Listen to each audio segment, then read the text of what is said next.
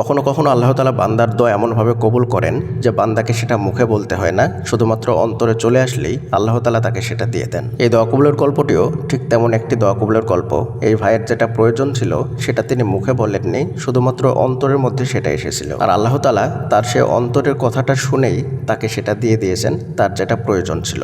সুবহানাল্লাহ। আপনি যদি সত্যি তেমন যোগ্য ব্যক্তি হয়ে থাকেন তাহলে আল্লাহ তাআলা আপনার দোয়াও এভাবেই কবুল করবেন। আপনার যেটা প্রয়োজন সেটা মুখে বলা লাগবে না, শুধুমাত্র অন্তরের মধ্যে আসলেই আল্লাহ তাআলা সেটা আপনাকে দিয়ে দেবেন। তো চলুন আর কথা না বাড়িয়ে দোয়া কবুলের গল্পটি আমরা শুনে আসি। এই দোয়া কবুলের গল্পটি আমাদের একজন নিয়মিত ভিউয়ার্সের দোয়া কবুলের গল্প, আর তিনি এই দোয়া কবুলের গল্পটি আমাদেরকে ইমেলের মাধ্যমে শেয়ার করেছেন, আর সেটা আমি খালিদ হাসান আপনাদেরকে হুবহু পড়ে শোনাবো ইনশাআল্লাহ। আপনিও চাইলে আপনার বাস্তব জীবনের দোয়া কবুলের গল্পটি আমাদের সঙ্গে শেয়ার করতে পারেন আমাদের ইমেল আইডির মাধ্যমে। আমাদের ইমেল আইডি হলো khalidhasan6695@gmail.com। এটা আমরা ডেসক্রিপশনেও লিখে দিচ্ছি। গল্পের শুরুতেই তিনি আমাদেরকে সালাম দিয়েছেন, আসসালামু আলাইকুম ভাইয়া। ওয়ালাইকুম আসসালাম ওয়া রাহমাতুল্লাহ। এরপরে তিনি লিখছেন, আমি আপনার নিয়মিত ভিডিওগুলো দেখি, অনেকটাই মোটিভেশন পাই। আজ একটি ছোট দোয়া কবুলের গল্প বলবো। আমার মনে আছে 25শে রমজান, সেদিন আবার কেমন জানি মনে হচ্ছিল শবে কদর। আমি বেজোড় রাত্রিগুলোতে শবে কদর খুঁজছিলাম।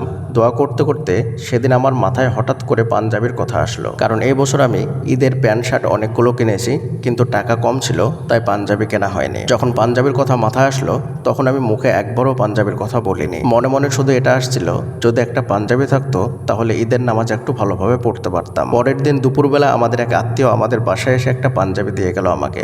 সুবহানাল্লাহ। আমি অবাক হয়ে তাকিয়ে রইলাম। একবারও মুখ থেকে বলিনি, শুধু মনের মধ্যে আনছিলাম। আল্লাহ আমার এই মনের দোয়া কবুল করে নিয়েছে, আলহামদুলিল্লাহ। আমি যখন দোয়া করি সাধারণত শুরুতে ইসমে আজম পড়ি, তারপরে দরুদ ইব্রাহিম পড়ি, তারপরে সাইয়্যিদুল ইস্তিগফার পড়ি, তারপরে বলি ইয়া যাল জালালি ওয়াল ইকরাম। এরপরে মনের মধ্যে দৃঢ় ভরসা করি যে আল্লাহ তাআলা সবকিছু করতে সক্ষম এবং দোয়া করি। প্রিয়দিনী ভাই এবং বোনেরা, দোয়া কবুলের গল্পটি এ পর্যন্তই। আমি শুরুতেই বলেছি যে আল্লাহ সুবহানাহু ওয়া তাআলা কখনো কখনো মনের মধ্যে আসা দোয়াটাও কবুল করে নেন। সুবহানাল্লাহ। আপনি যদি সেই ধরনের উত্তম ব্যক্তি হয়ে থাকেন তাহলে আল্লাহ তাআলা আপনার দোয়াটাও কবুল করে নেবেন এভাবে। পরিশেষে আল্লাহর নিকটে দোয়া করে আল্লাহ তাআলা যেন আমাদের সকলের দোয়াগুলোকে এভাবে কবুল করে নেন। আমিন। আসসালামু আলাইকুম ওয়া রাহমাতুল্লাহি ওয়া বারাকাতুহু।